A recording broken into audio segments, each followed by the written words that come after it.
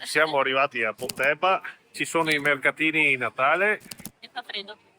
Non è proprio freddissimo, ma dai, ci si può impegnare.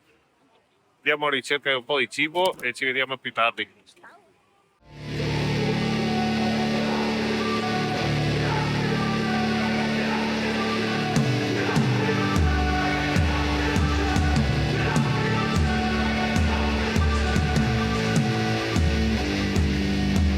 Se vi piacciono i nostri video mettete un like e iscrivetevi al nostro canale, grazie. How the hell you doing? I've been just fine living life with the new sand in my mind.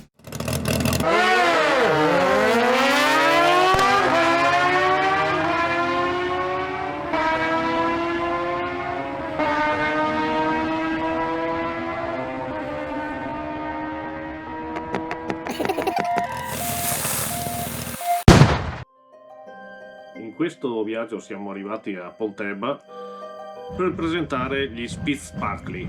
Gli Spitzsparkly sono, o meglio erano, dei diavoletti interpretati il 5 dicembre dai bambini e i ragazzi di Pontebba e frazioni. Essi percorrevano le vie del paese e andavano di casa in casa in ricerca di un piccolo compenso, dolciario o monetario. La tradizione ci ricorda, già alcuni giorni prima del 5 dicembre si sentivano urla e il rumore delle catene e dei campanacci. L'animo dei bambini, ma anche l'animo degli adulti che rivivono quelle emozioni della loro infanzia è agitato.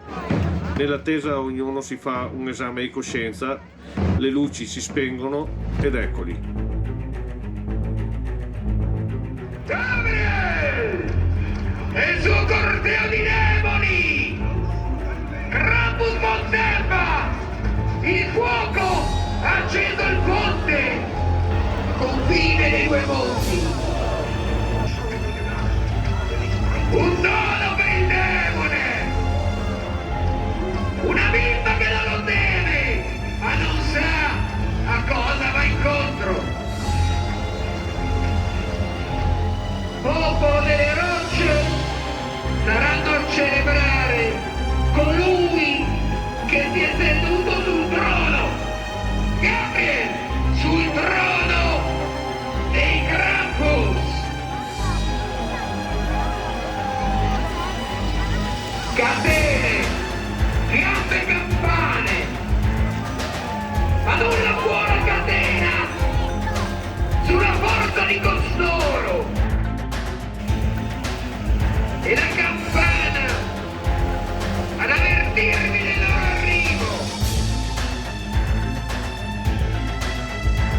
Sangue, ferro e catene. E la piazza si incendia. I padroni di casa, i Krampus di Pontebba, anche detti Spitzsparkly, poiché nel connubio di popoli di queste terre, Krampus, Kreml, Arpiglio o la Spitzsparkly. Questa è stata una giornata che ci ha regalato veramente emozioni fortissime, non abbiamo mai visto né io né Paola una cosa così e siamo rimasti molto felici e entusiasti di esserci andati e averci partecipato. Purtroppo siamo andati in macchina e la Peppa è rimasta a casa al caldo. La prossima volta ci andremo con la Peppa se non piove.